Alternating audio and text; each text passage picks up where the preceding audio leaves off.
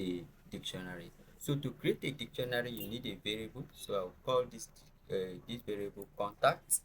Let's call it contact. So if we call it contact, and then we have our curly braces. So inside this curly braces is where we are going to declare the data that we need. So we need a name. So here the name becomes our key. Okay, so we can call it name. Okay, so is a key that we'll use to reach out to other data. So what is the name? So we can say John. Okay, then another information can be email. Okay, so we can say email. Okay, email address. I'll just email, and then we can provide the email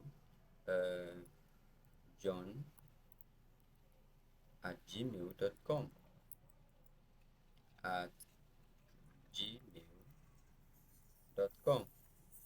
Okay, then we can also have what other city. Okay, let's say we have a city. Okay, so we can say city, and then we call LA. Okay, Los Angeles. All right, so we can call it LA. Okay, so this is how to create a dictionary. So you have your key and you have your